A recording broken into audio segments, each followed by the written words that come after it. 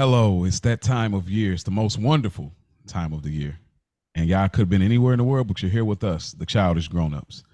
So, welcome. Here on Childish Grownups, we're rewatching childhood films with a twist. Doing this podcast is what makes us Stoop Kids. We like to leave the stoop so y'all can come outside and meet us at home base to discuss films. So, of course, y'all know me, Maurice Hunt III, aka Mo, with my co-host Ash Bash, Mia G. How y'all ladies doing? Doing great. How are you? I'm doing wonderful. Wonderful. And the wonderful time of year. And so we're here today. We're here to review an interesting movie today. A fun movie, a holiday spirited movie. I can't wait to get into it. But before we get into it, do we want to acknowledge the Stoop Kids first, or we want to get into our childish grown up moments? I think we should acknowledge the Stoop Kids first. Okay, you got it for us, man. Yeah, well, subscribers is coming up a little bit. Shout out to the new Stoop Kids subscribing to the channel on YouTube, Childish Grownups. And then our boy who commented on our Toy Story episode, Public Enemy B, he said the reaction to the trivia clue had me crying laughing. He said that on our Miss Doubtfire episode. Because remember when I was like, I'm gonna give y'all a hint, and I was like, it's a kid. And then y'all look like Love was like, well, yeah, that helps. So I guess he thought that was hilarious. So shout out to him. Shout out to him, man. Yeah, man. All of y'all subscribers, man. You know what that means? That means y'all can hop on y'all bike and y'all can now meet us and y'all can park y'all bike in the grass and y'all can kick it with us at the park now. So y'all got y'all free ticket. So go ahead and meet us at the park. Go on, lay the bikes down. Let's kick it. So, childish grown-up moments for this week. I can lead. I know sometimes it takes a little bit for us all to put it together, but something stood out immediately. So, our daughter has been wanting to watch the movie If, which is an acronym for imaginary friend. Have y'all seen this movie? No. Okay. So, the basically the premise of the movie briefly is that there's a bunch of imaginary friends. This the little girl had lost her mother young. They used to have fun, and then her dad ended up getting sick as well from that they thought it was going to be cancer, and so she started to see these imaginary friends and started connecting with them and everything. But they were all like sad because either their kid that they were attached to has grown up and forgot about them, and so her whole journey mission was to get them back realigned with their kid, which actually ends up being like adults. But the whole time, like, she didn't remember who her imaginary friend was. And she had been working with him, which ended up being Ryan Reynolds.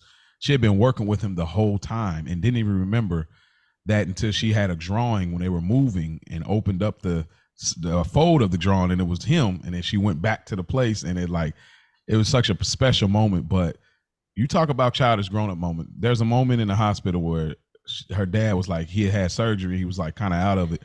And bruh, again, I was like, why do y'all keep doing this to me? To the waterworks. I'm watching this and she's like, no, Dad, no, I can't handle this again. And she's like, I'm just a kid. And I was like, oh my God. Like, you know what I mean? Because they gave us the whole montage of her with her mom, even when she had, was going through the cancer and stuff. And it just hit me so crazy. And I was like, man, please, they cannot do this to us. They cannot do this to us, and but it ended up working out and stuff. And just the whole connection, all of the grown-ups that their imaginary friends, she helped unlock it by a familiar thing that brought them back and it comforted them and helped them. And then you end up realizing through the whole movie, all of these people had imaginary friends. And so it starts off slow, but once it picks up, it's a really solid movie. I think that movie is the epitome of a childish grown-up, film. So if you haven't seen it, it's a good film to watch with your children, or if you're just a childish grown-up and you don't have children, just check it out anyway. It's got you in all the feels, and it definitely got me teary-eyed. My daughter definitely was getting close, but she handled it. But of course, gave her the biggest hug in the world because it's like, damn, that's crazy, So that's my childish grown-up moment for this week. Okay.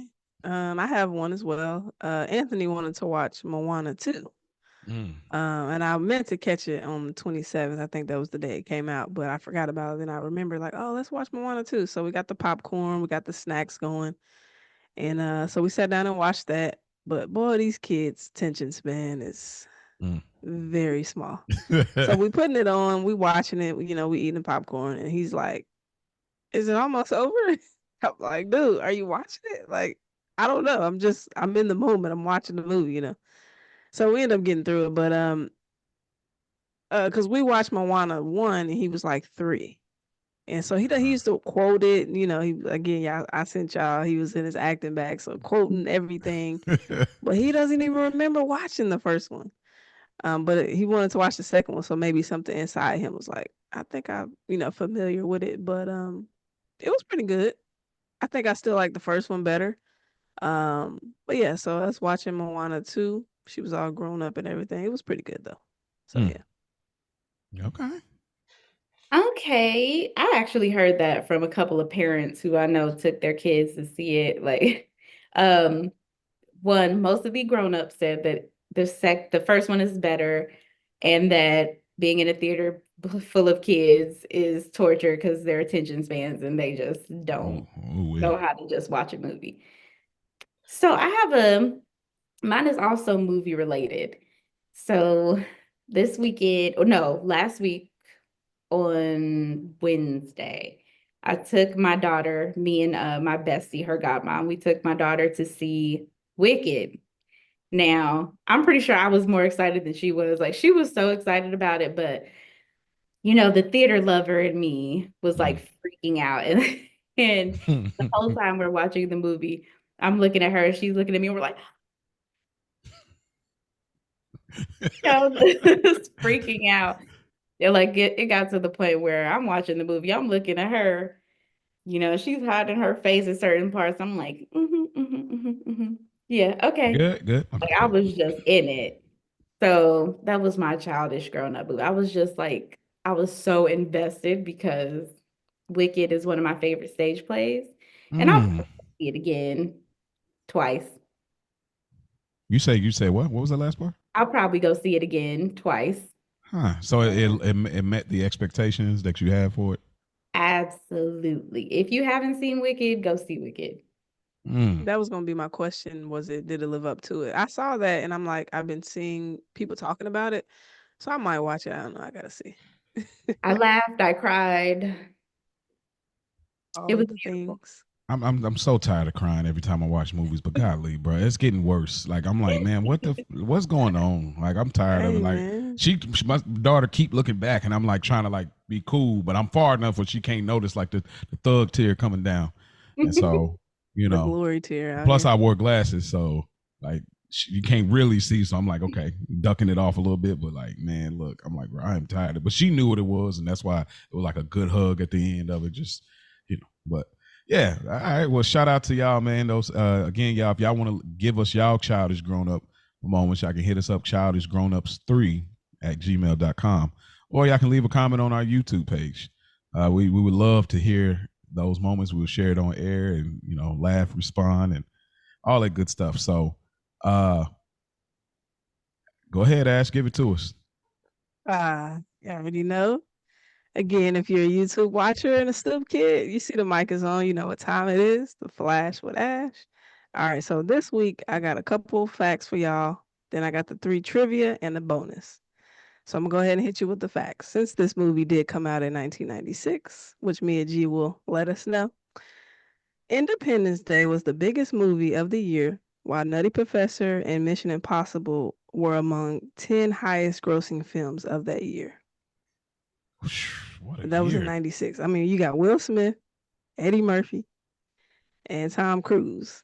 You Yeah. know what I'm saying? So Boy, it I had just the thought that movie was dope. theaters on chokehold right there, boy. hmm Whoo. 96. I'm like, okay, That was a coming good through. year. That was a good movie year. It was. Mm. I didn't even know that they came out in that year, like especially Independence Day. But Wow. so I thought that was a good fact to That's bring. that's dope. And then this one, of course, I saw it, had to bring it up. On July 29th of 1996, Denzel was named the sexiest man alive by People's Magazine. Yeesh. Come on now. Which y'all agree? Y'all agree with that sentiment? Absolutely. Hey, There she Well, go. There she go. hey, well deserved. You hear me? Well deserved. Denzel. Well Absolutely. deserved. That tracks, huh? That tracks. It tracks very well. She's wild. I love it. Oh man, shouts out to we call him Denzel, but Denzel Washington. Shout out to the king, Right. man. Shout out to him. All right, let's get into this trivia, y'all. First one. In the Wild Thornberrys, what is the name of their pet chimpanzee who Eliza communicates with? Was it Darwin, Newton, Bubbles, or Einstein? I know this one. I know this one too. Okay. Go ahead, give it to us, Mia. Darwin. That's right, Darwin. That is correct. Okay. Hey, let's get it. All right. So y'all 1-for-1 so far. Okay. Second question. In what city was Family Matters aired? Chicago. Okay. Mia G. Chicago. I agree. That is correct. Come on, man. Hey. Come on, how'd you man. know that? Huh? Bro, how'd you know that? Come on, man. What are you talking about? Huh? I'm shocked. I just knew y'all was I feel like I just had this conversation with somebody not too long ago and I was all wrong and they told me. Okay. I remember. I just knew y'all was gonna get that wrong. Now I knew it was Midwest vibes, like based on the home. Like we've seen that in Indiana. Of course, we're from Indy. Obviously, she's from Ohio, so it's like we've seen that style of home. So it's definitely. But I don't know where I remember that, but like Chicago, it just stuck with me for some reason. Okay, come through then. 2 for 2. All right, number 3. The primary antagonist in the series Dexter's Laboratory goes by the nickname Mandark. What is his real name? Steven, Scotty, or Susan?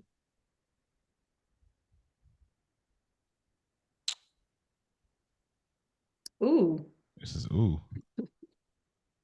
Scotty. I'm going Scotty. All right, Mia G. I have no idea, but just because it's so out of left field, I'm gonna say Susan. Susan is correct. Oh my. Yo, I was like, what? I had to look it up. So pretty much they were saying because he had his hair long and his parents were like hippie parents, and they named him Susan because of how he wore his hair. And yeah, his name is Susan Mandark. Dude, his last name Mandark. Well, that's like his nickname. It's a longer last name, but they just cut it short. But that still come off the. Yeah. Wow. Susan. That's crazy. Good for me, G. That was a good inference right there. Wow. Okay.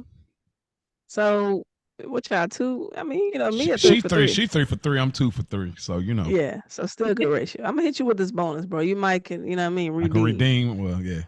We going Dragon Ball Z, huh? Who did Cell kill after he killed Goku and blew up King Kai's lace? Is it Trunks, Vegeta, Gohan, or Broly? Who did Cell kill after he killed Goku? Who did he kill after he killed Goku? Trunks, Vegeta, Gohan, or Broly? This is a bonus question. Trunks, Vegeta. Okay. I don't know. I have a guess. I have no. I don't even remember the names that you just said. She's like, who? Who are these people? All right. Well, it's not Vegeta. It's Trunks. That was my second guess. Dang. Vegeta was that dude. He was dang near like. I don't even remember him dying. Like I don't even remember him dying. I don't know why I even jumped out there. I remember Trunks dying. I don't know why I thought he died by somebody else. Like the longest living dude ever. Yeah, he was never as strong as Goku, but he was definitely like the longest living. Like he just somehow they definitely played him a few times. Like they was like, hey, man, watch out, bro. And he was like, what? So, but anyway. But if I'm being transparent though, Vegeta really was that dude. Video game wise, like he was on the video game, absolutely. He was cold business. That shout out to Dragon Ball Z Budokai. That joint, you could fly up, throw blasts, all that. Yeah, shout out to that. That was a good era. But yeah, that's all we got for the Flash with Ash today. All right. Mm. Thank you, Ash, for that. You know, we love to go back in time and go into the arcade. I feel like an arcade, a little gaming, a little trivia gaming, taking us to the arcade a little bit. So, you Do know, what I can. we're still in the mall here. And while we're in this mall of movie review, Mig G, can you pull that lever and take us back?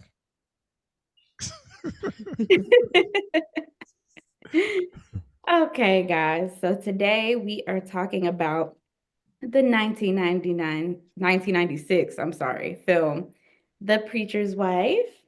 In short synopsis, an angel comes to earth to help a preacher save his church and his family.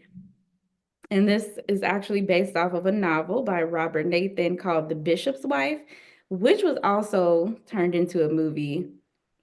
And I can't remember what year it was made, but it's like a black and white film, Okay. like cast, Mm. completely different, Okay. but it was remade 1996 by Denzel Washington's production company. And it was released on December 13th, 1996, right in time for Christmas. And for cast, we have Denzel Washington as Dudley, Whitney Houston as Julia Biggs, Courtney B. Vance as Reverend Henry Biggs, the Jennifer Lewis as Marguerite Coleman, Gregory Hines as Joe Hamilton, Loretta Devine as Beverly, Little Justin Pierre Edmond as Jeremiah, Darvell Davis as Hakeem, Lionel Richie as Brislow, and Paul Bates as Saul Jeffries. This is a crazy, crazy, crazy cast Mm-hmm. of Black talent. That's insane. Mm-hmm. Um, not too much as far as merchandise. This is, Mm-hmm. this was a cult classic Black film. Yeah. Do crazy, crazy at the box office, but you know. Okay. Well, we're gonna have a great conversation about this film. A different style today, so y'all ride with us. Uh, I throw the ball in your court first, Ash. Back then, when you watched this movie, it may have not been '96, but whenever you first came across this movie with your eyes, what do you remember about the film as a kid? I want to say that I was a late bloomer to this one. I feel like I didn't watch this until I was a little older. Still a kid, but like, older. Um, I just remember it being around the holidays. I remember the snow scenes and the putting the tree on the car. Like I do remember that it was around the Christmas time. And of course, the powerhouse that Whitney Houston is. Mm-hmm. Just remember her singing all up and through.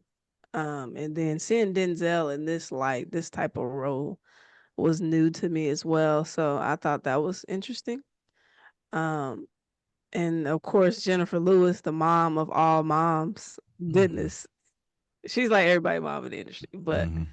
I mean, like Mia said, just heavy hitters. Courtney Vance. I mean, come on, heavy hitters all through the movie. So I Mm-hmm. do remember it a little later. And I remember it being on like BET. Um, I've always just remember it always coming on around Christmas time on BET. So yeah. Mm-hmm. Okay. Mia G. Yeah, I don't remember my initial introduction to this film. I feel like I was really young. I remember that I liked it, but I didn't understand it that well. Like I thought it was entertaining. I got the themes, it's church, it's family, but I didn't understand like what was really going on. And it wasn't a huge staple for me, like as far as my Christmas movies I grew up on, but I do remember, you know, seeing it multiple times growing up, but it didn't stick with me that well, which is why it was really interesting watching it um, for this. Mm. Um, Probably similar, late bloomer. I don't remember this on BET. I can't remember where I've watched this, but I remember watching it, and I remember the church element of it, and I remember the Dudley aspect of it. Like I remember wanting a Dudley friend. Like it's crazy when you get like revisionist history, kind of how you remember. I remembered it a little differently. I thought that there was more connection between Dudley and the son, as a kid, but probably because I was a kid and I was looking at like, oh, how cool, he's an angel, they're friends, this is buddy. But as we get into like watching it this time, I was like, oh, that's not really a ton of scenes like that with them two, versus the adults. But as a kid, I just thought that was like his friend, like friend. And I remember just liking that aspect of it. Again, like Mia said, I did not recognize the ramifications with the marital part of it, because of course as a kid you're not looking at those things, which is the twist of this podcast. It seemed more ironic that we just did an episode like we did with Mrs. Doubtfire, and now there's similar themes, with the exception of it being around Christmas, the holidays, that we notice in the relationship. So so let's have a little overall conversation before we get kind of into the meat and potatoes, before we get into the Christmas dinner of this episode. What did y'all think about Whitney Houston's acting? Like, just obviously this and Waiting to Exhale. What did y'all feel about the late great Whitney Houston and her acting in this film, and her acting in general? Okay. So I thought she did a great job. You can tell that she was really trying to find this character. And I read up a little bit about it. She didn't initially feel like she would be able to relate to the character. And it came off really, what's the word I'm looking for? Because I don't want to say demure, because y'all have killed it with that for me. She was just really timid, very soft-spoken. I thought she did a great job. I don't have a ton of her acting experience to compare it to. I will say that standing up aside Jennifer Lewis, she did seem a little bit less experienced. Yeah, I was gonna say. But I think she did a good job for what it was. She just had a cast to live up to. Okay. I agree. I think she did good for what the role was calling for. I think it was pretty good. I had to look it up because I was like, did this come out before or after Waiting to Exhale? So Waiting to Exhale was first. It was in 95. And I think she did great in that. Like, it seemed, and again, she had more, obviously, I don't know. I think it was better in Waiting to Exhale than it was in this. But for what this type of role was asking of her, I think she did pretty good. It seemed interesting, and maybe she related more with that character, based on like what Mia G said, as far as like those were a little bit of more challenges is related, because based on what we've seen just in the public eye, we don't obviously know the late great Whitney Houston personally, but like she's very outspoken, very strong Black woman, and playing this role is like, this is really acting, because like this is like almost definitely the opposite, it seems like, of who Whitney Houston was, and so I think you hit it on the nose with the Jennifer Lewis thing, that when you see the mother versus her, there was, I don't know, it's kind of one of them things where you're trying to figure out, what is she going for? Is it supposed to be timid? Is it this kind of quiet spoken? And not to say that because you're quiet spoken, you can't be boisterous and confident when you're at the church and you're singing loud and you're directing the choir. Not to say that those two can't be in the same person, because it can. But I guess where the challenge I find with it, in a sense, with her role in this, is the type of pastor that Courtney B. Vance is playing. It almost seems like it doesn't line up with why she would be so timid.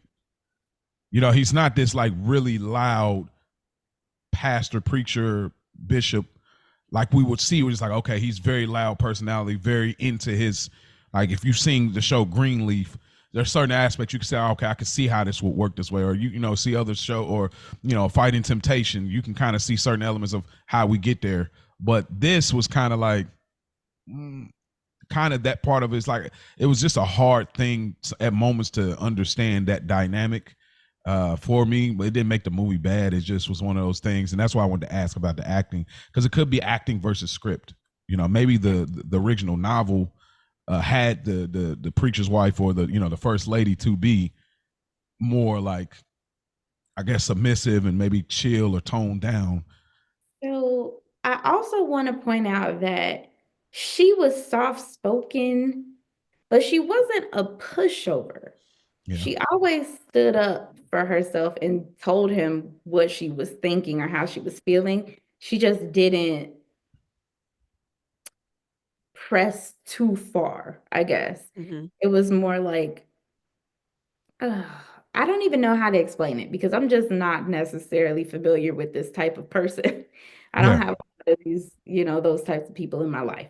But I will let she spoke up for herself, but it was in a way where, you know, he was still gonna do what he was gonna do. yeah.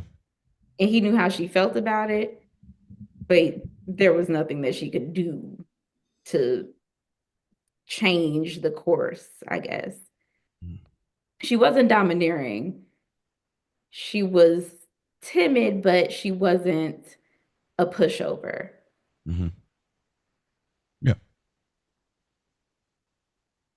It almost seems like, I guess, there's an old fashioned aspect of like, okay, this is kind of the structure in which the household operates. I see my dad and my mom. This is how things work, which would be an interesting thing because it's like the type, and that's something I would say too. I would be interested, and maybe there's a role I just haven't seen. I would be interested to see Jennifer Lewis not do the Jennifer Lewis mom Mhm. style. I would like to see her do a version of. Okay, so have you ever seen the show Greenleaf ever? Like, I've Yeah. seen a few episodes. okay, well, so the wife on there, which is played by Lynn Whitfield, she has at moments, she has very dominant moments, like because she wants to be the pastor, and all that. But there's still these moments of kind of, I don't want to keep using the word submissive. Like that's not the word I want to keep using, but there's kind of like a, I don't know, I guess like a chemistry or fluency of it all, like kind of like you move this way, I'm gonna move according to how you're moving this way, type of thing. And I would be interested because it's like, if let's just say if she was getting this structure, like, okay, well, I seen my mom do this, it would be hard to believe that based on her mom's characteristics of how Mhm. she is, because that's Jennifer Lewis is Right. excellent in this and she does it, but it's like, it's just always hard to believe that she would just like I feel like a man would have to be so to like get her to chill. Like it's just like she been doing this since Fresh Prince, bro. Like, you Yeah, know what I mean? she's. So but yeah, I just wanted to see what y'all kind of thought about her role in this. And then also I wanted to ask, I know this is interesting for all of us, so I definitely got to see y'all taking whoever wants to jump in first by any means. Denzel in this role. This is it's there's only so many movies where Denzel is like the B character or the C character even, and it's an interesting way how he plays it. And it's so crazy. He's been that dude for so long. Sometimes it feels awkward, not in how he's playing it, but awkward in how we're viewing it because we know who he is and what he turned out to be. I want to see what y'all thought about this this role for him, like as far as how I think he did and how it felt seeing him play, like obviously Dudley the angel from from heaven. Um, I think he did great. I believed him. It was interesting to see him in this role because obviously everything else we've seen him in, it did strike me as something different. But I mean, he's a master at what he does, so he really invests in the characters, and it just comes out on screen in everything that he does. I think he did well. Like I said, I believed him. He's very a positive spirit, obviously an angel. Um, with some other other things going on, but uh, I believed him being the angel, so it was believable to me. I don't think it was too far stretch.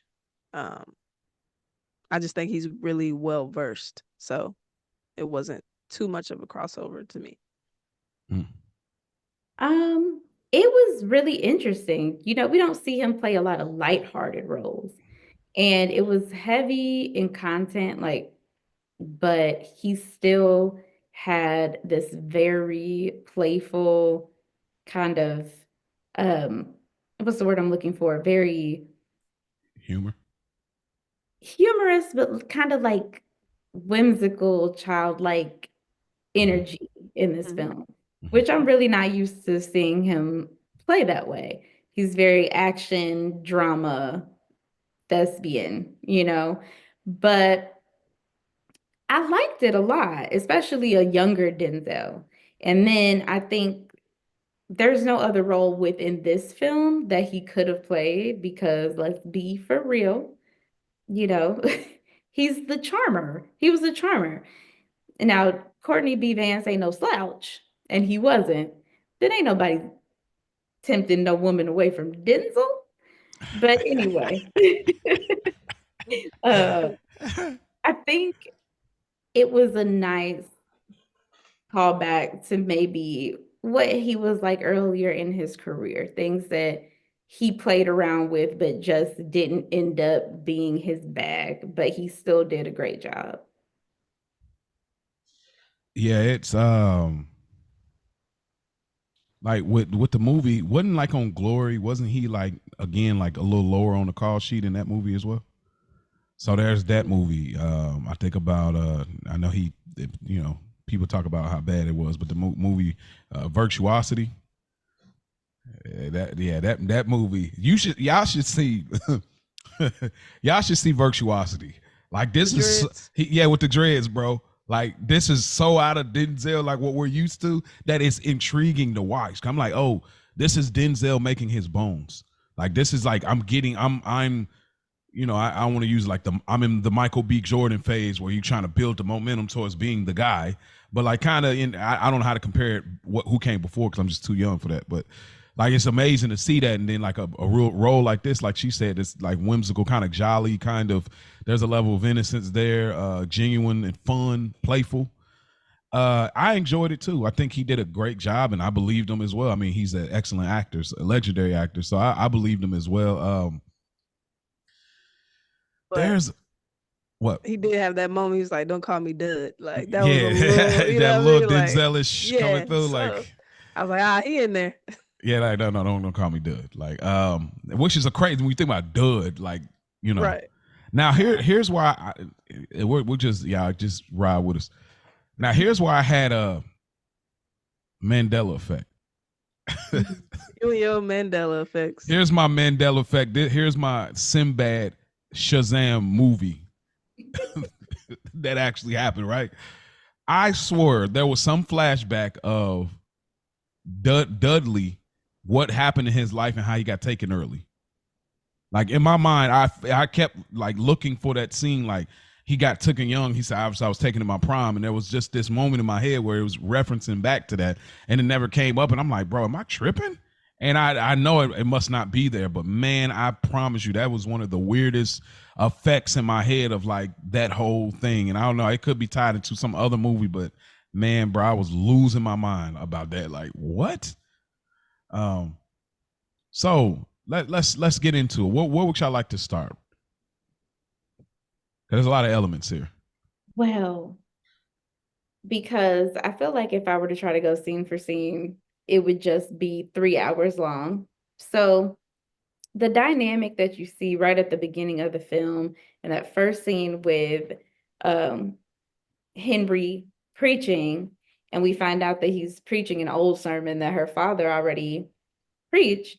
And you kind of see the dynamic of what kind of headspace he's in and how she's trying to be encouraging, but it's not landing well for him Mm-hmm. because he's in this very almost depressed place. And you see he's very somber. And the whole movie kind of has this somber, muted, um, very like, I don't want to say monotone, but kind of like it's very soft in the way that it's shot and the way it's presented. There isn't a lot of wow. It's just kind of you're following along with the story. And you see it from the very beginning when you're getting the dynamic of Henry and Julia's relationship. You see when they go back after the sermon and they're talking and she's telling him, I think you preached that sermon better than dad did. And then she's like, God forgive me, because she's lying. But, she's Ooh-wee. trying to encourage him. She wants him to be happy. She wants to see that spark in him, but it's just not there. Mm. Excellent. Yeah, for me too, like just getting into like, cause it's like that twofold, the church and the relationship between them two. Like the opening scene and like a lot of these scenes, like I'm pretty involved in my church since I've been an adult and made that transition. And there were some just relatable things, and there were some things that were nostalgic that you just don't see no more. For those who still attend church, like you just like I don't see choirs walking out anymore, like in a robe, like coming out with the. I'm like like I started watching this movie, and I was and I'm a hard critic too when it comes to like Oh, how I they try know. to represent church on screen, because sometimes it's like this is corny, this is not how it goes, or like rappers. So I'm just a real hard critic in that space, so I don't even talk about it really with people because I'm just a hard critic.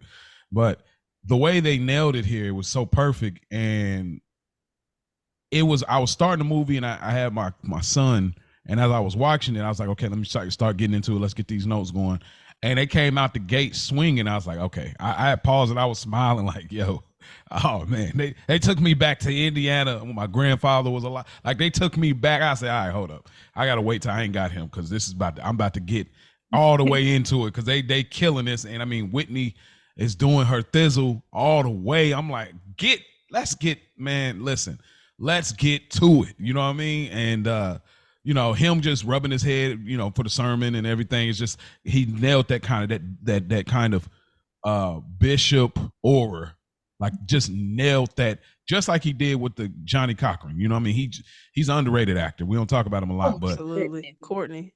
man, yeah, but man, that bishop aura, he definitely carried that feeling, like, and it seems so effortless. Like him and was it I was gonna say the pastor from Greenleaf, what his name? Is it I Keith don't know his real David name, but Washington or Keith David? I Keith think just David. Keith thinks Keith David. David carries it well. Like he's like, man, he got that whole so. But yeah, just all of the church elements of this felt good. They felt realistic. I I mean, even the rehearsal and stuff. I guess we can say that for a little later down the road, as far as the kids go, unless y'all want to just get into all of the full church part of this movie. Um, but yeah, that opening scene, I was with you as well. Like in that dynamic of her, like I never seen that before though. Like the like jump in and have the quiet, like this man preaching for 2 minutes, and you got them trying to rev him towards the cross. Like, hold up, bro, hold up. I'm trying to give life advice, bro. You try to get me to the in 3 days. Like, hold up, bro. Golly.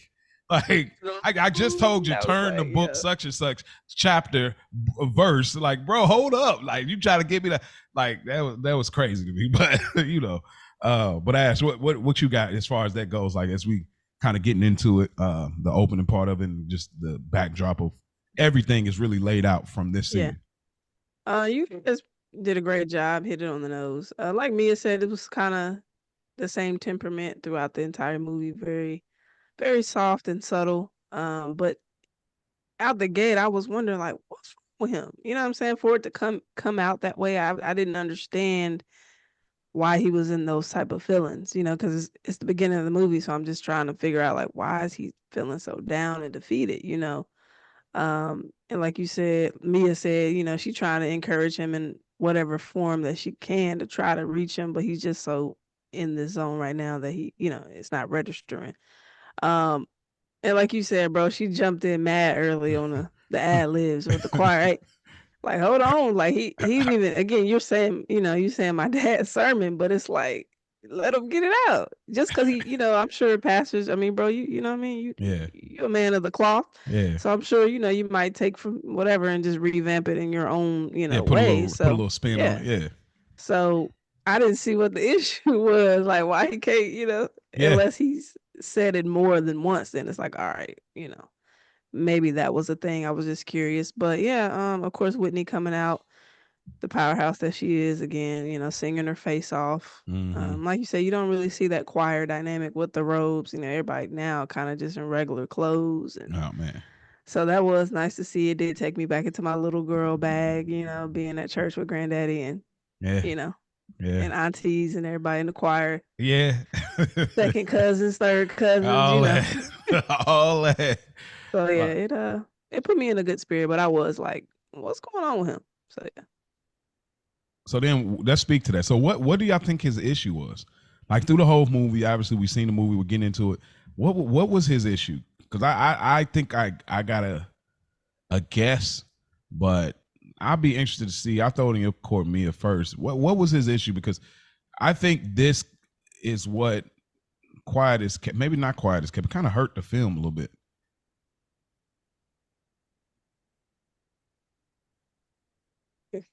Okay. It's, I didn't know if you were done. Oh yeah, yeah. But I believe that Henry was he had large shoes to fill. He took over this church. And I think that along the way, he kind of began to feel lost in the role. Like he was trying to show up in every which way, be everything to everybody. He was starting to lose his sense of purpose, not feeling like he was making a difference, even though on paper he's doing all the things a pastor is supposed to do. But he's not believing the words he's saying. He's not believing, the things that he's preaching. He's going through the motions and the church is losing money. And I feel like he had a lot on his plate and he was kind of buckling under the pressure, seeing things go on around him that he couldn't fix, trying really hard to fix everything, not, feeling connected to his life anymore. Hmm. Yeah, I guess you nailed it. That's what I was gonna say too. I thought that, like you said, taking on too much, and I didn't even put that together. But like taking on her father's shoes, I guess now that you say that hits it on the nose as well. Um, you want to add anything to that, Ash, or you feel the same way about that? yeah, the same. I mean, he probably felt like he was losing his identity, and I that makes me wonder if he actually wanted to take over, or what Mm, that looks like. Was that something that he just assumed he had to do with his daughter being your wife, or was that your calling? That does make me wonder. mm-hmm. Um, but yeah, just overwhelmed. Like you said, him not having faith and not believing currently, he's just doing what's on paper and it's showing. Yeah, So And I that's a. do think, My I'm bad. Go sorry, ahead. No, you good. Go ahead. I was gonna say that point of him not being called to preach, I mean, the ending, you see how passionate he got about it. I think he just needed to find his way back. Mm, yeah, maybe so. Maybe so because it does bring that into question until you get to that end scene. Um, I'm gonna bounce around a little bit too because I don't want this to be just like this downer review in the sense that the movie is disliked, altogether. Because there's some fun and some enjoyable moments. I just think that aspect of it is this movie. It covers the holiday feel because it feels immersed in like we're getting around Christmas, or at least we're in some. Like it doesn't feel like Christmas Day is coming. Like it don't feel like that. It just feel like we're in December. We're building towards it, but it never quite gets there. But it's just the style in which the through line it goes that it I think it affected it, which I think is why when we talk Christmas movies and even Black Christmas movie, I don't think the preacher wife come up as much because it doesn't feel like this Christmas, right? Like it feels different, but it's enjoyable when you're an adult and you understand how complicated things get sometimes, even around the holidays. So I throw the ball in your court. Where do y'all want to spend more time on? I know we kind of talked a little bit about the relationship aspect. If y'all want to go there or wherever y'all want to go next with it. I think that's really important. I think that we can kind of go into why Dudley showed up in the first place and Okay. then how he went about trying to repair Henry's life mostly through his relationship, even though he did do some things when it came to like the church. Mm-hmm. But before that, I want to go back to what you were saying about the feel of this movie. And I was noticing so many things right off the bat about how different this movie was from other Christmas movies. Because I'm not religious, but I did grow up in church. And this was a movie that I feel like captured the real essence of like the Baptist church, like Mm-hmm. Methodist. Um, I'm not familiar with Kojic Church, but I know, it's a big thing. But it kind of captured this feeling. It Mm-hmm. wasn't, the movie wasn't about Christmas gifts. It wasn't about Christmas preparations. It was about the church, and they're preparing the kids for this Christmas program, but it's just so focused on this real authentic feel of what it's like to be somebody who is involved in the church and who works in the church and who kind of lives their life around this structure that's just so much bigger than any of the other Christmas elements. You know what I mean? Yeah, yeah, yeah. And it was just really interesting to me because I don't think I've seen any other movies that are based in the church that feel as real. Yeah, yeah. Ash, I thought about your court. Do you think this movie even needed the Christmas theme?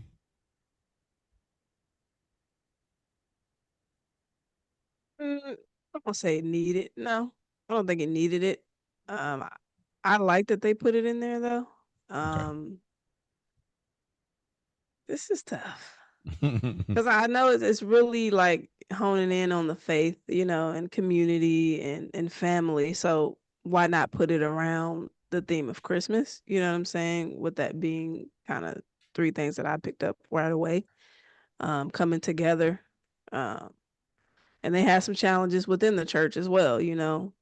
It's an old church. Mm-hmm. You got the boiler breaking down. It's like you said, they're losing money, so it's a lot going on, and where you will depend on your community, and then the marital aspect of Whitney and I'm sorry, Julia and Henry. Let me stay in the Sorry, we in the always character, but yeah. uh, I know I really was trying to be intentional with writing their names Yeah. down, so I wouldn't just be saying. But I don't think it needed it. I do enjoy that. I like the snow, the Mm-hmm. ice skating scene. So I really like that they based it. It made it lighter. Even though there Mm. were some heavy things in it, temptations and stuff like that. So I think it lightened it up. Yeah, to me, and this is not a change of mind at the end of it, but it just made me think when she started to go into it, Mia, and then you're saying it. I almost think, and this is just a hot take. I could be wrong, whatever. This could have been a Thanksgiving movie. Mm-hmm. Because it's like around the holidays of Thanksgiving, you get to gratefulness, thankfulness.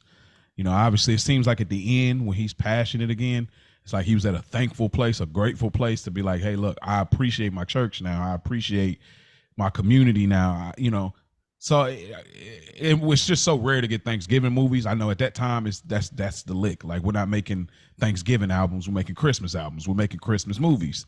But like looking back at it now, that would have been slick because we only really got soul food, maybe Who Ate the Potato Salad or something. But we don't got a ton of those. So this could have been like a real cult, small window of like. Again, it doesn't take nothing away from being a Christmas movie because I'm not mad at it. It's just y'all were saying it, it made me think like, I wonder how this would have worked as a Thanksgiving movie, you know. Um, but yeah, so that relationship, Julia and Henry, it's I didn't get how long they've been married. I don't know if they said how long they have been married, but I don't think so. we definitely get the feeling that they've been together for a while. Um, and it just seems like he's kind of left. He's kind of checked out a little bit on her needs, a lot of bit on her needs, as well as his son's needs. He's kind of getting by, and he's just focused on upholding everything he can in regards to the church. Once we get the introduction of Dudley, which is the angel, because he prayed and asked for help, and Dudley came, and of course he wasn't ready to embrace it. And then we get Dudley kind of stepping in and trying to really create that spark back with their relationship through just being there in moments, and even trying to set them to go back to the place they first met at Jazzy's. And he told him to go ahead and just take her. Here's the thing that is a little tricky for me, y'all, and I don't know how intentional where they were going with this, because shout out to the Kosher Garden. I know they definitely spoke to this really strongly, and I know we'll speak to it as well. The romantic aspect of Dudley with Julia. I knew you were gonna say that. I don't know if they were trying to, because watching it this time, I didn't feel as strong of a romantic thing like that when I watched it. Like, I can see where it leans on, but I didn't feel that way. I honestly, like, I can totally see how is that. When you take her out, you're dancing and doing that. But I still didn't. This time watching it, I didn't feel that same kind of way. I still think Henry was out of line completely. Just you just brushing it off, and that was like the worst of it all. Saying, "Hey, go ahead, you take her out." Like, what? Are you kidding her me? go with another dude, right? That's crazy. That was just ridiculous. Like, she ain't got dolled up. Like, are you nah, bro? Like, everything else got to go on hold. But anyway, but I don't want to overspeak. I'll come back to it when it's my turn to speak to it again. So, the whole relationship thing and Dudley thing. What do y'all? Whoever wants to go first, by any means. What do y'all think about that? Like, and I mean, if you're a Bible reader, there's some biblical references about angels, and I'm gonna leave it there. So, because some people would ask, like, how is this possible? How is that even? So, y'all just go read for yourself. But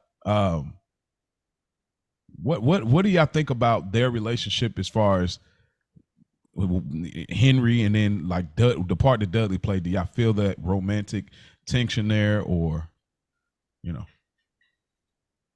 Ash? Oh, me?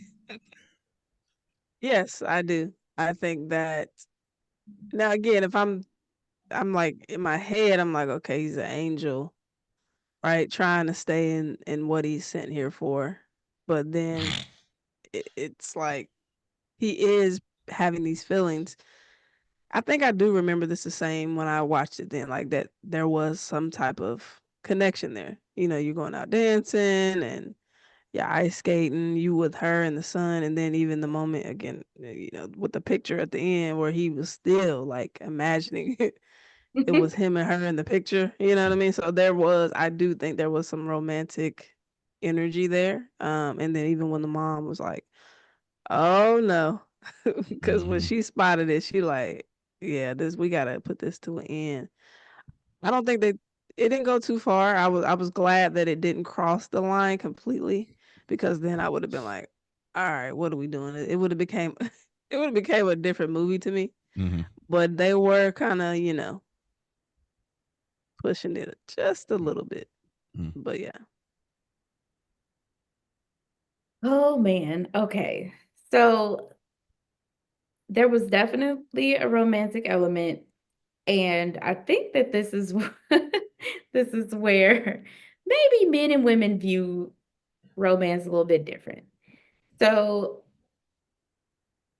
from what I saw, she was very much still in love with her husband, but he was not seeing her, which is another part of what we talked about in our previous film. Women need to be seen. She was all but begging for some sort of acknowledgement, attention. Just, talk to me. Tell me what's going on. Like, I'm trying to reach out and you're just not meeting me halfway. So Dudley comes in and he's trying to ignite the spark between Henry and Julia. He's like, take her dancing.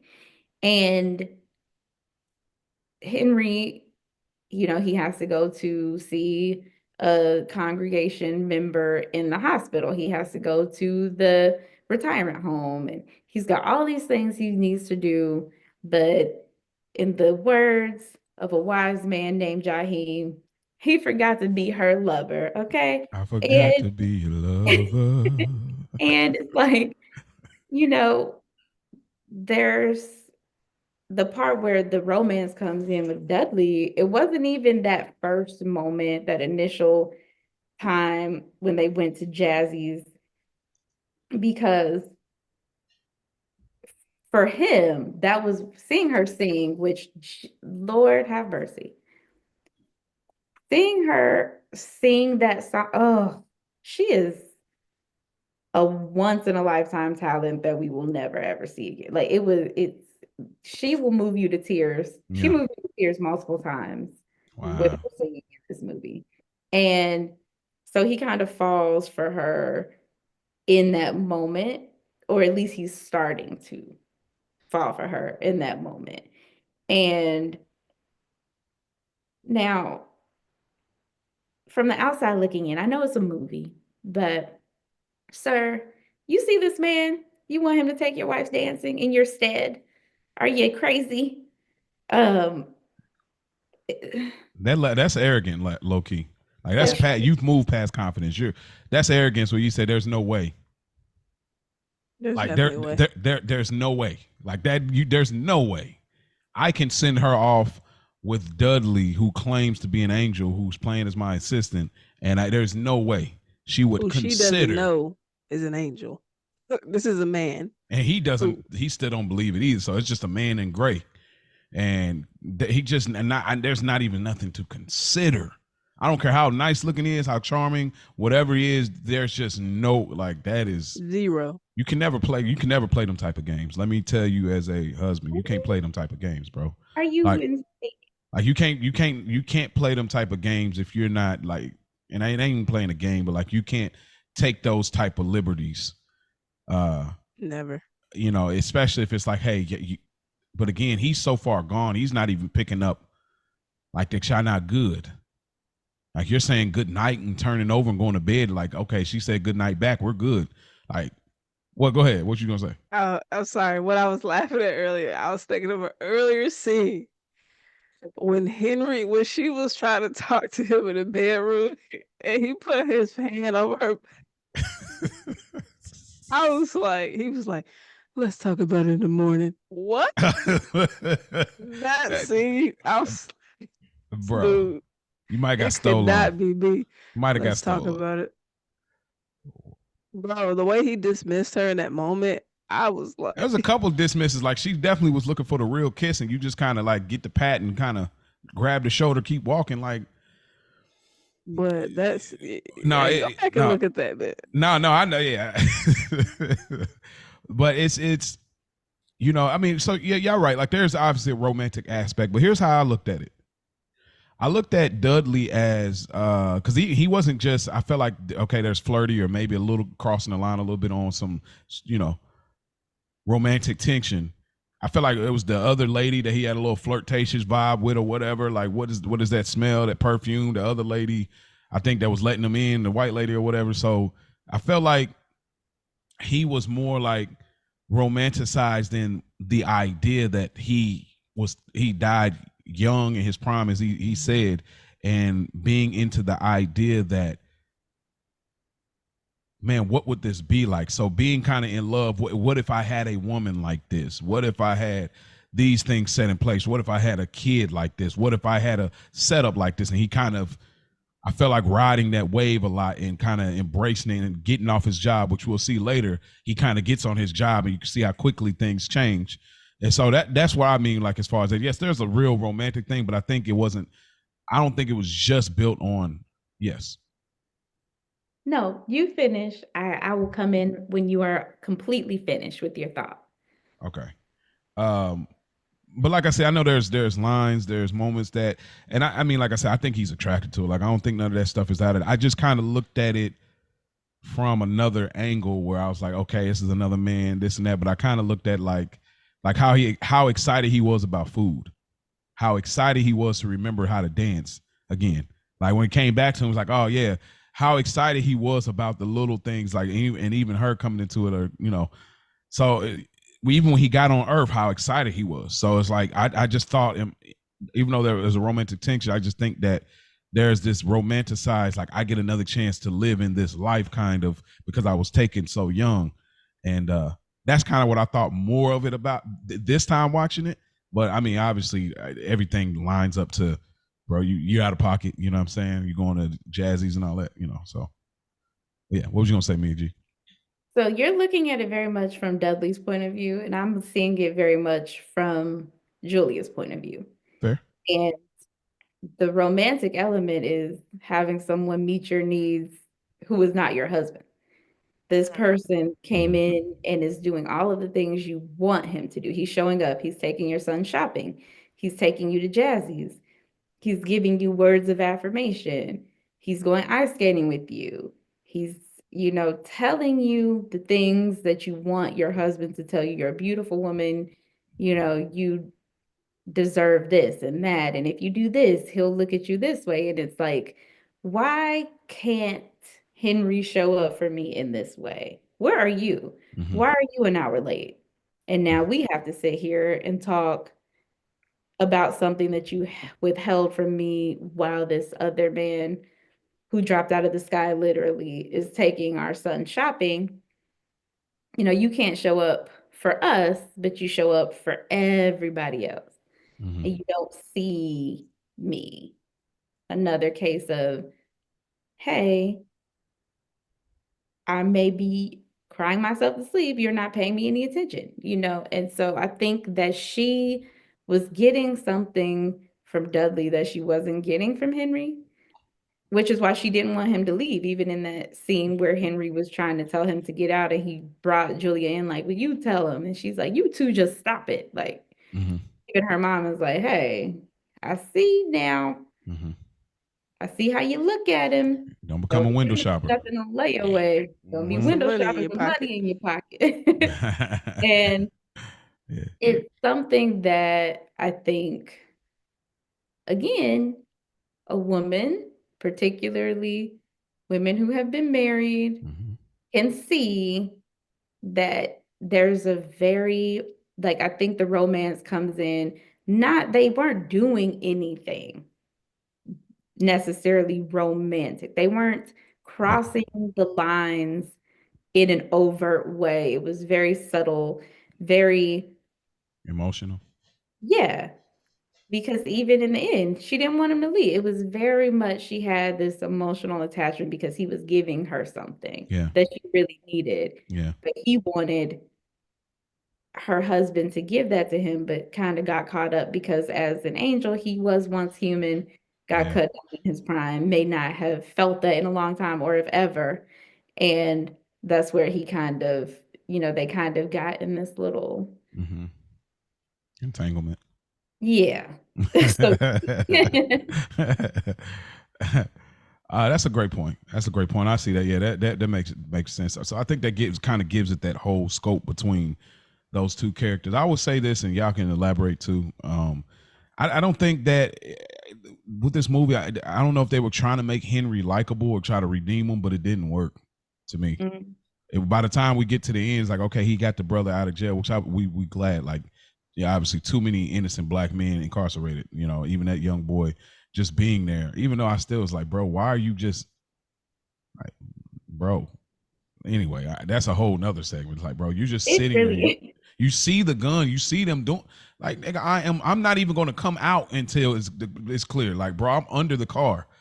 I can't even fit under there, but I'm under the car. Like, I'm not it's standing there. Are you he's kidding just me? looking around. It's like, oh, so it ran wasn't as me. soon as I heard them people coming out of that. Exactly. You Bro, know they're gonna point to it. Come on, man. I'm out. they got there so fast in the snow. That's crazy. That scene alone was crazy. You already running out where you robbing or whatever, and you start shooting. I'm like, why is he shooting in the store?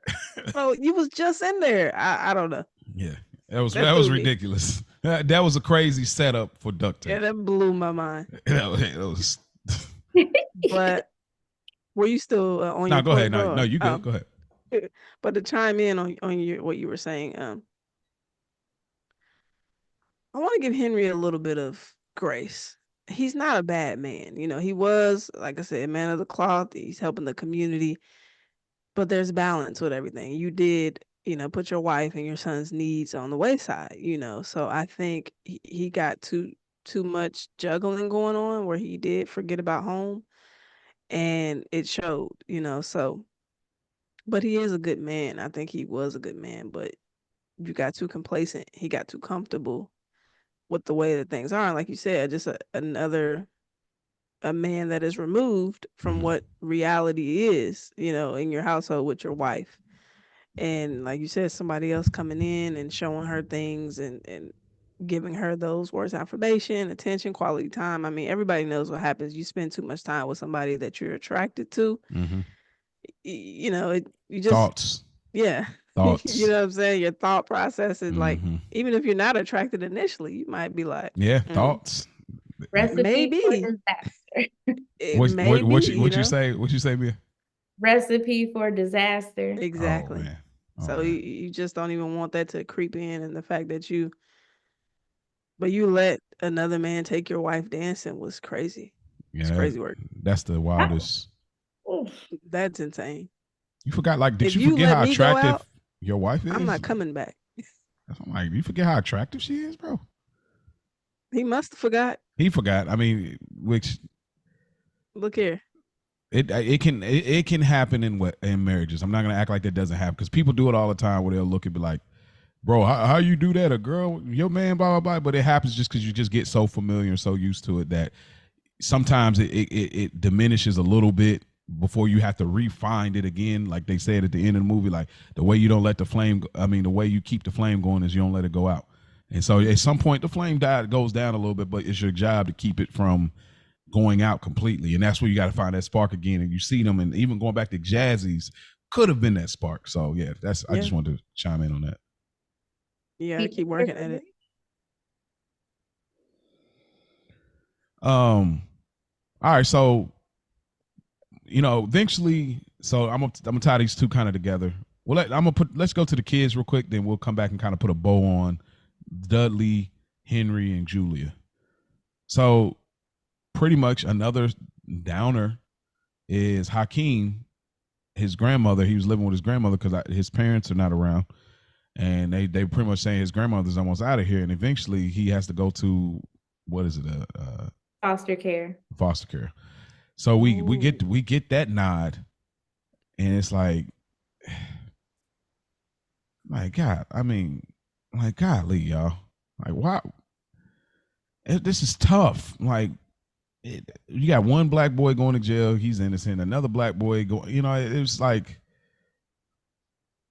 the payoff isn't there. Like, that's my issue, y'all. I'm trying to do my best here, but the payoff isn't. It's just not there. Like when we're supposed to get to the miracle aspect of it, it's not there for me. But anyway, we'll come back to that. So there's a little bit of that. Like Hakeem, eventually they surprise and bring Hakeem there, and then also just the practice, rehearsal, and then the performance with the kids. What did y'all think about all of that aspect of it? And of course the shopping, everything with this cute little boy. He was so adorable. Like he's so adorable. But what was y'all connection with all of that? So first of all, Jeremiah was the cutest Yes. little thing. Oh, he was so cute. But I don't think they spent enough time with his, I mean, and what can you really do? He's such a small child. We see his connection with Hakeem. We see how affected he is by Hakeem leaving. But he's like 5. So now we're ice skating. Yeah. We're going shopping. It's just I think a lot of the subplots that were there to move the movie along, I think aside from the romantic aspects for Dudley and going back to when he was saying like the angel handbook, the rules, he can't do anything you're supposed to be doing and he can't make you do anything you don't want to do. I think the miracle aspect was supposed to be like, I'm going to show you how you can make a difference and then you do it. Mm-hmm. Because at the end of the day, Henry did do all of the things that he needed to. He did make everything happen for himself in a way, Mm-hmm. which I'll get to when we get to some of the things I think the movie got wrong. But the kids, I thought it was adorable. The whole Christmas program thing was really cute. And Yeah. I don't see stuff like that anymore. Not that I'm, in church all like that, but even when I remember doing Easter programs as a little kid. But Yeah. like they had the whole nativity. You see that this church is such a big deal in the community. Hmm. Like it's old, it's a staple. Yeah. It probably was extraordinary back in the day when her father was preaching there. Yeah. But and they're trying their best, Yeah. Yeah. There's so many little kids in this movie playing these tiny little roles, and they're all just they serve their purpose. Now, I have mixed feelings about child actors and children's roles anyway, but Oh yeah. Yeah. There's that. I think that it was really sweet. The son's relationship with Dudley, I thought was really cute. I don't think that you needed too much more because he's a little kid. Anybody showing him that much attention, he's gonna love. So I think that it made sense. Yeah. It was. They were kids. Yeah. What about you, Ash? What you take from the whole kid aspect of this film? I think the kids were adorable, joyous. Playing the role that they were given.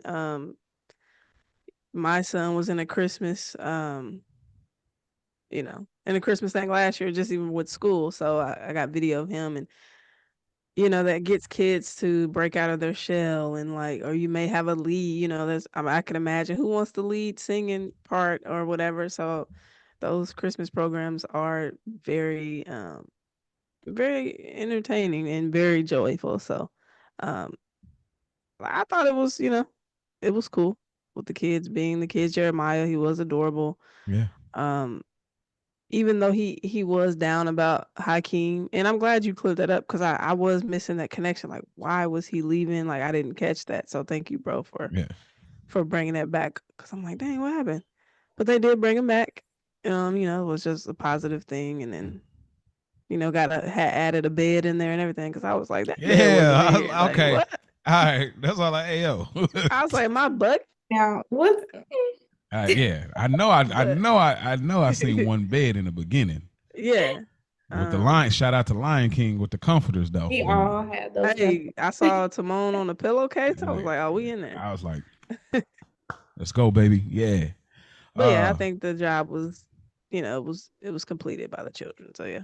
Yeah, well, I don't want to. Y'all pretty much nailed it. The only thing I'd say is just I was in choir in school, and just doing those Christmas programs, huge deal, huge deal. Yeah. Middle school, high school, just telling mom, dad, like, hey, look, we're doing a Christmas program, and we're probably gonna sing like, the songs had no soul. Like, let's be very clear. But it was like, we wish you a Merry Christmas. Like, but you're so into it, and you're just happy to see your parents while you're singing this cheesy, holiday jingle.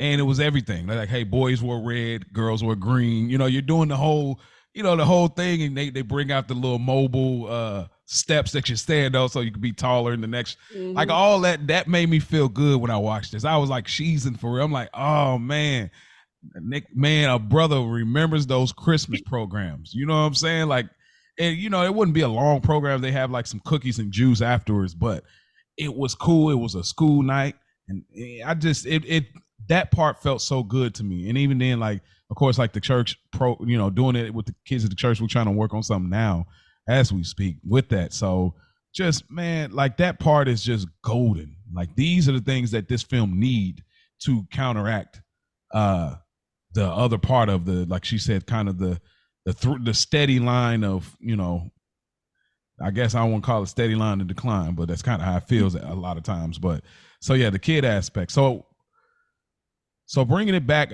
on the conclusion of it, pretty much Henry told Dudley, like, hey, pretty much get out of my life. Henry makes a decision to sell the church. Then he makes a decision to not sell the church and starts working towards it. Dudley's out of the scene, but now he's working his miracles. Now the mom is no longer smoking cigarettes, and Henry falls then in the snow, and Julia comes and she sees him, and then he makes her fall in the snow as well. And then he also pays a visit to what's the guy's name again? I didn't catch it. Joe. So, Joe. mhm. Joe. Okay. Shout out to Gregory Hines, man. He's gone too soon, man. Yeah. He's such a compelling actor. Even though I know he's a comedian, but he has a TV show on Crackle. I think he had like one season, but he's like a single dad on there, like trying to date Mm. and stuff. It's a real good show. He's solid, and it's the son is the kid from Soul Food. Hmm. So it's a real solid show. I'm like, yo, this is. I hate when shows like that don't make it, but it's like super solid. But anyways, and so pretty much Dudley, is waving the finger and miracles are happening. And then he gives the last sermon. They give him a sermon to go off the teleprompter, and then he goes against the grain, and he pretty much inspires them with hope and says that like we can fight, we can do this, we can make a difference. And that's kind of where it lines up, and then they don't recognize Dudley. So I wanted to ask, it it's like Dudley's doing all of the miracles all of a sudden, like boom, boom, boom. So was Dudley just stalling on purpose because he just couldn't wait to get back to Earth? Like, is that what we were supposed to? I think Dudley got distracted Okay. by Julia and Jeremiah and just getting caught up in like the fun of it, which we see when when they're ice skating and you kind of subconsciously see like Henry is catching every red light and Yeah. you wonder like, is it Dudley doing this, trying to keep him from Mm-hmm. getting here so he can continue to enjoy this moment. And after that, I think the thing that kind of put him back on the right track was that conversation that he had with Marguerite when she's telling him like, listen, that's a married woman and you're a charming guy, but charm somebody else. Like, and I think that kind of put him in a different, he's like, okay, I need to snap out of it and really do what I came here to do. And I think that he gave them a nudge in the right direction, but it was technically Henry who did all of the work. He gave him perspective. He did nudge them into falling in the snow just to get them on the right track. But once they got in the car and started talking, that was all them. Once he went to the jail and talked to Billy, that was all him. Once he, gave that sermon, and even though it was Dudley who invited Joe to the church in the first place, but once he saw the sermon that Henry gave, that's what inspired him to, keep the church and not, knock it down. And I think that was kind of the point. I'm here to push you in the right direction, remind you of your faith, and then I'm out and you won't remember me. Mm. What say you, Ash? I agree. Mia, again, hitting it on the nose. What are you asking, bro? I'm sorry. Oh, You're just saying just like, kind of like that. What did you think about kind of like the tail end of the movie where Dudley is kind of put aside now, and he's kind of fast tracking all of the little miracles that he's a part of, starting from okay, he oh, just okay, touched her, she's not smoking cigarettes, he's make gotcha. them fall and stuff, and just kind of how they reposition Dudley Mm-hmm. going and then going all the way into the end of the film. Oh, okay. Yeah, I agree. Like Mia said, he got distracted. And like you said, if he was pulled out his prime, he didn't really get to experience so much as family, with a potential wife or a child. So I think he was distracted, but once he realized what he was here to do, he made it happen. So yeah, I mean, he doesn't have to get the credit for it, or that wasn't, that's not what that was meant for anyway. But I love how he did make them fall in the snow because that kind of reminded when uh, Julia was telling the story of how they met, and then she liked him better with his glasses off. And so he came to school with his glasses off one day, and then he fell or something. So like I thought Mm-hmm. that was a cool how he did that, and he knew that that would kind of spark their connection again just in that moment. And Yeah. so yeah, I mean I think he got back on track, realizing what he was supposed to do. So Mm. yeah. Yeah, all the same reasons. I'll speak to something about what they didn't get right or things that you would change or dislike, however we want to put, like just a modifying the movie a little bit. So same thing, just you know, Henry finishing up strong, getting his groove back, and now he's back in the bag or whatever. Uh, I'll speak more to like the Dudley thing. I don't want to speak it here because it fits more about kind of modifying the movie part of this thing. So, anything else y'all want to, as a closing thought before we get into our other categories with this film? I think that um the Christmas aspect, like when we were talking earlier, did it need to be a Christmas film? I think that the Christmas program was really just they used it as like a resolution point. Like, Mm. every movie needs like a thing at the end, Mhm. something they're working towards, something that gets them all in the same place at the same time. That was the Christmas program, which Yeah, of course could have been, Easter program, whatever. It yeah. it could have been any holiday really. Um, I think the movie was well done. I just think there were some, it was a lot like what a previous film we did. It wasn't as enjoyable as I remembered it being. Mm. And I hadn't watched it a lot. And so watching it, it was like, oh, that was good, but it's a little monotone for Mhm. me. Mhm. It didn't, it wasn't very bright, it wasn't climactic. It had a good message, a good story, but I wouldn't give it, you know, I wouldn't, it wouldn't be like in my classic every year Christmas film rotation. Mm. Yeah. That's just me. Okay. Ash, you got any final thoughts on the overall discussion of this? Oh, yeah, it wasn't a great watch for me. It was an okay movie for me. Mhm.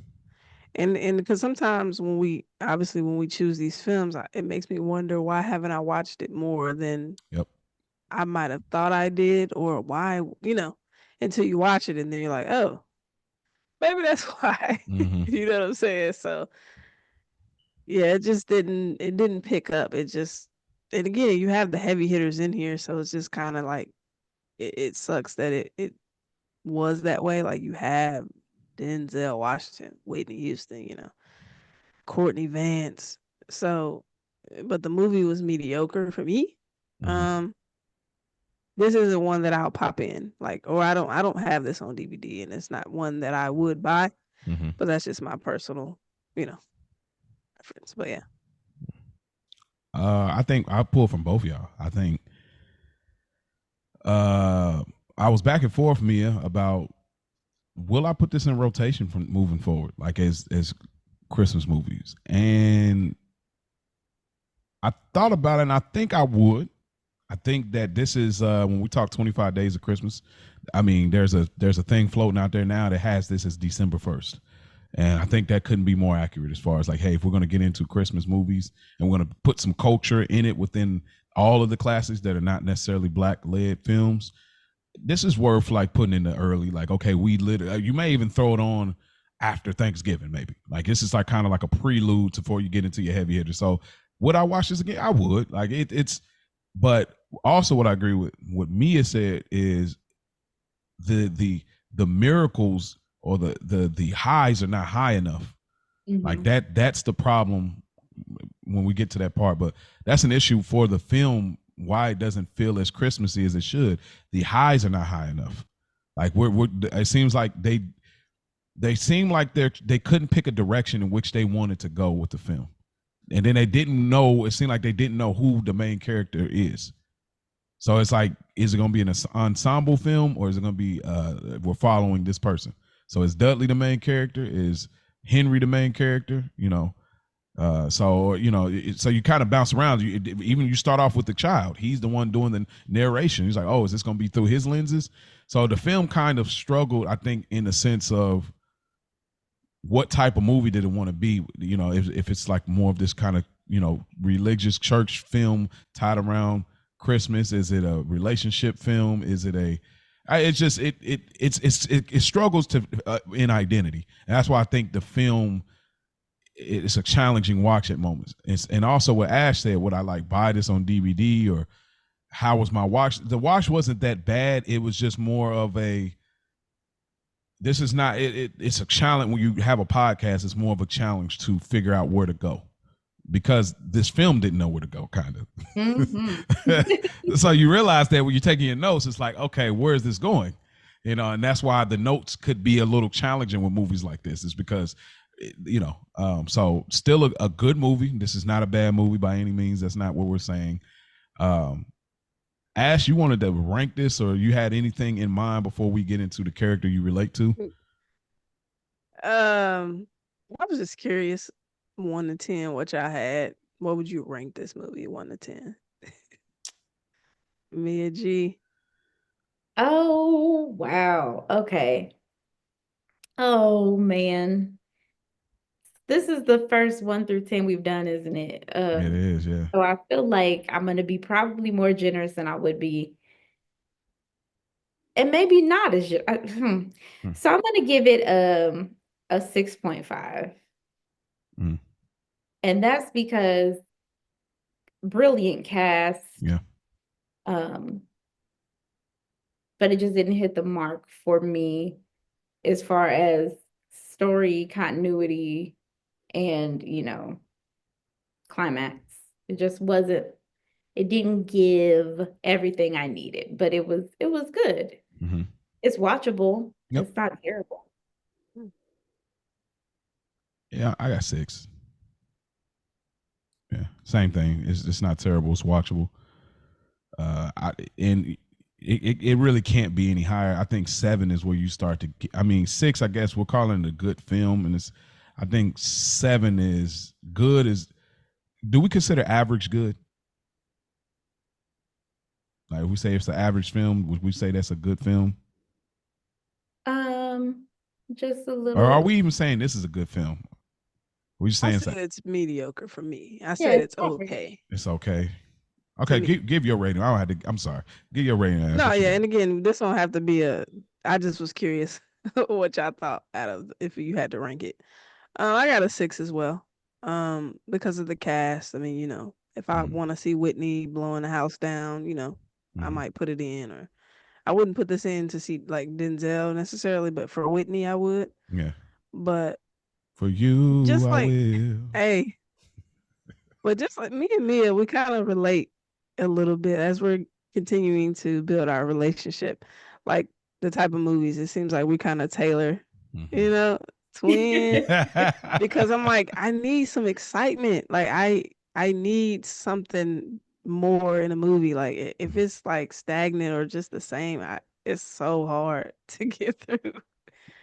But yeah, so I give it a 6. Okay. All right. So Mia G, who's the character that you relate to and identify with? I'm gonna have to go with Marguerite because I'm nosy, just like her. I may have been a Julia at one point, but life has turned me into a Marguerite. And she was a straight shooter. She said what was on her mind. She did pry a little. I can see myself being just like that with my daughter when she's older. But yeah, I think I would say I don't necessarily relate to Julia at this point in my life. Respect her character, but I would have to go with Marguerite. Fair enough. Ash? This was tough for me, honestly. But I ended up going with Dudley. Just based on the hopefulness and his optimism. That's pretty much what I pulled. Just him being hopeful and optimistic. That's kind of yeah. So that lines up. That's a good twist, right? I didn't see that one. I got Henry.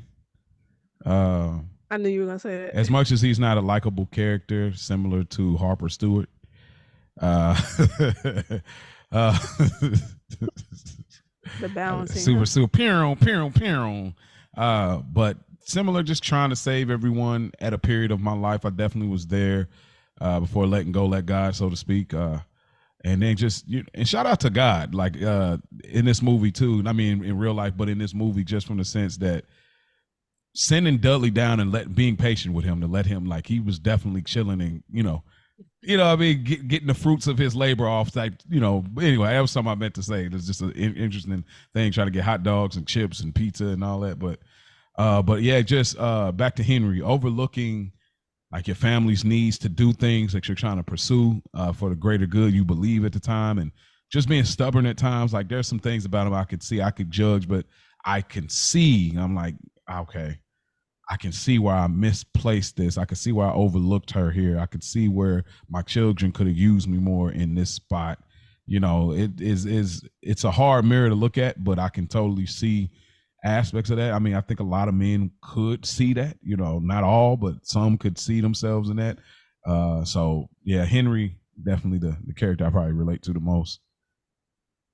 Mia G, your favorite song from the movie? Oh, I believe in you and me because my goodness, when Whitney get to singing and that top lip starts sweating a little bit, ooh, listen, tears, the tears. That is amazing. And that's a classic song. Yes. You hear that song, and a lot of people probably don't even know that that was the song from the soundtrack to this movie, but it's just a beautiful song, and she just sings it so well. Mm-hmm. Absolutely. What about you, Ash? Ditto. I have the same one. I believe in you and me.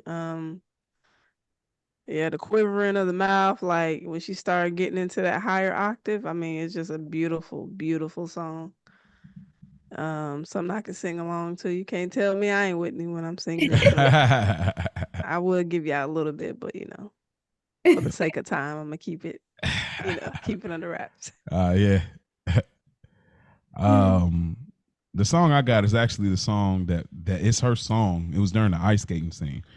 That I think it was called "Falling," maybe, but like that song was banging. That bass line on that joint, it just fit that vibe. Where you definitely feeling the romance based on like the song, how it sounds, and they're getting it off on the skates.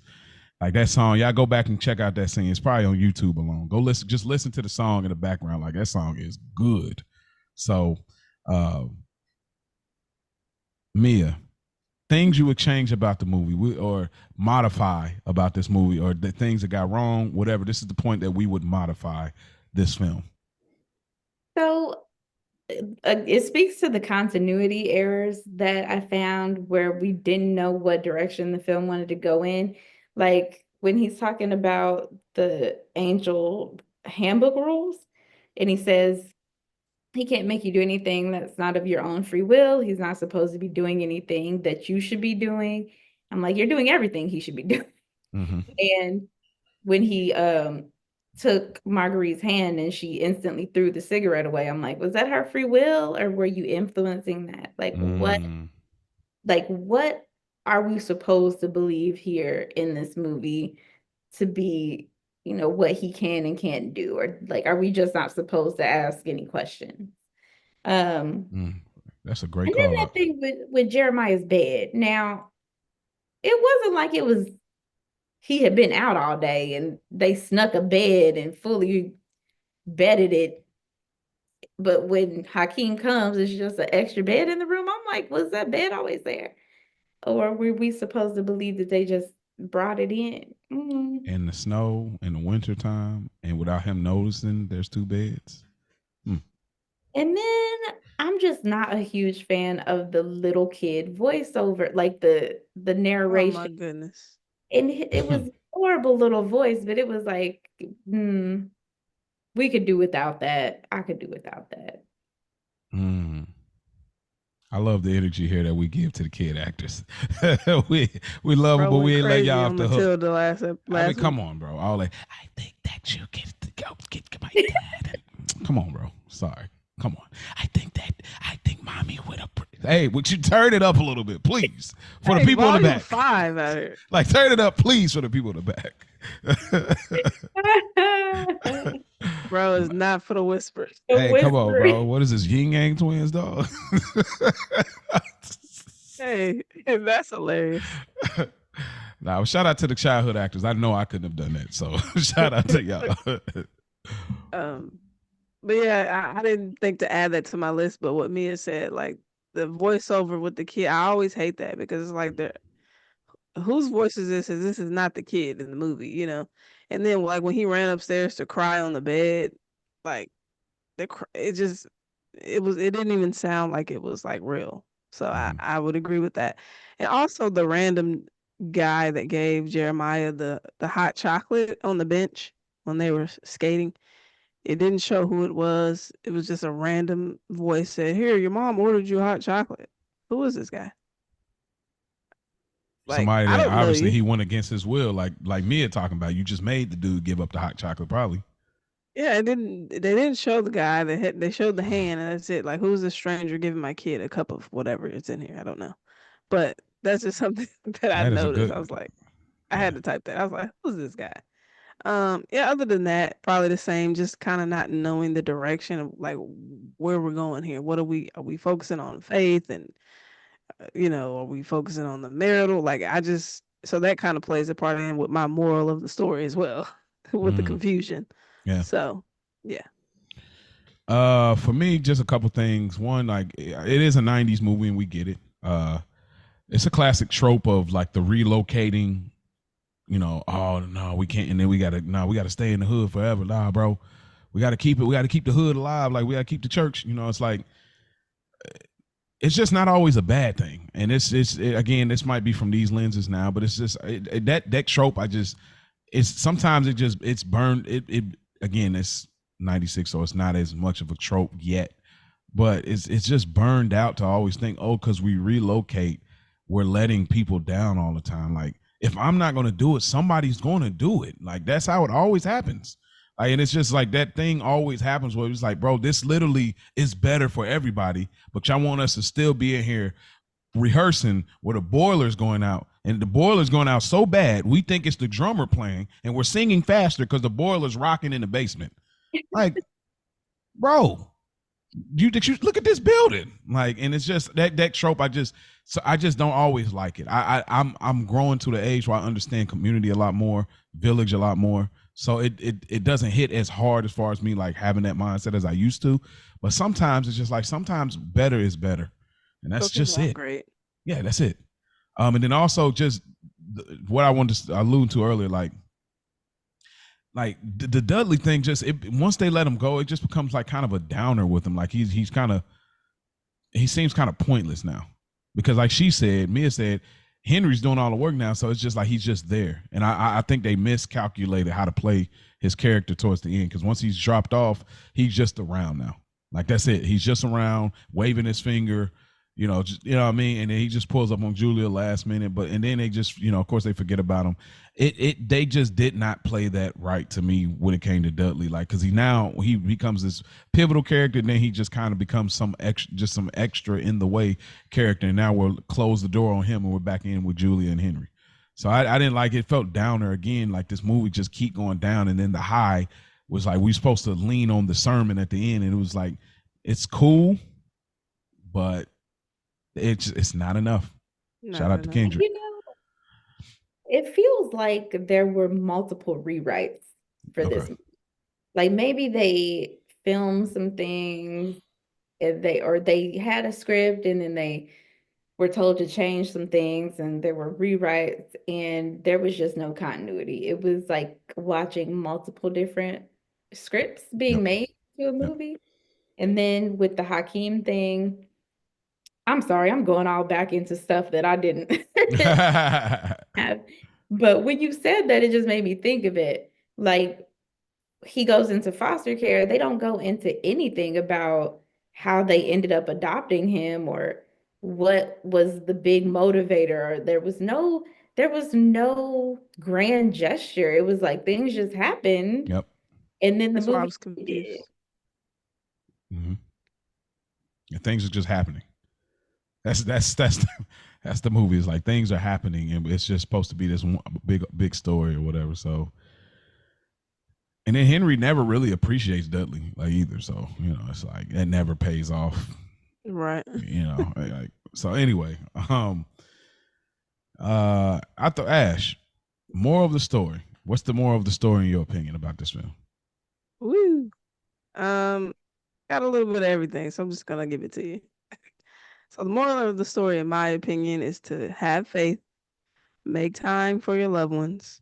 Don't ever get so caught up on your own duties and responsibilities outside the home that you forget the people that you're coming home to. Mm-hmm. So that's what I got. That was fire. You like that? Brief and fire, yeah. You Appreciate ate it. that. You ate that. What about you, Meg G? So I had don't forget your purpose. Don't forget the reason you're doing what you're doing. We get caught up in the details and we forget why we're even doing it or who we're doing it for. Like, you start going through the motions and you forget to enjoy this thing that you probably prayed for. This is what you wanted. This you're supposed to be living in your purpose, and it becomes this this you start to the purpose starts to get lost because you let the job get bigger than the purpose. Mm. Mm. Whew. Goodness gracious. Ladies is cooking. Uh, for me, the moral of the story is just in this busy life, like you have to be present. Shout out to Another Week in the Books. There's the episode we talked about being present. And like even in the ruckus of the holiday season, you can't forget about your loved ones and their day-to-day needs. When love is at the forefront, I believe you can get through anything. Dudley said, "Don't let the fire go out." And the way you do that is, not by keeping that fire lit, is love. Like love has to be at the forefront. Love should have kept your ass home. Nah, seriously.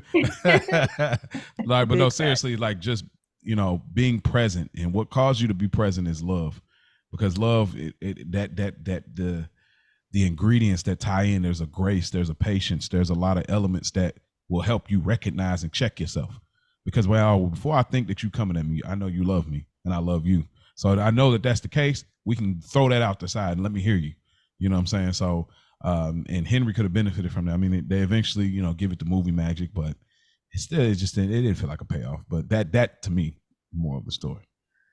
So before we get out of here, of course, we got to give y'all what is the next film that we're going to do. And it's on me. And so we talked about 1996. Ash gave us some of those movies that came out in 1996. Obviously, this film came out in 1996, but another heavy hitter came out in 1996. And I'm going to give y'all a line. Don't forget, you're my number one customer. Jingle All the Way. Yes, ma'am. Let's get it. The movie by Arnold Schwarzenegger. Man, oh my God. This is my favorite Christmas movie. I could not let it marinate. I could not wait till next year. I couldn't hit y'all with a twist. I have been wanting to talk about this movie for the longest.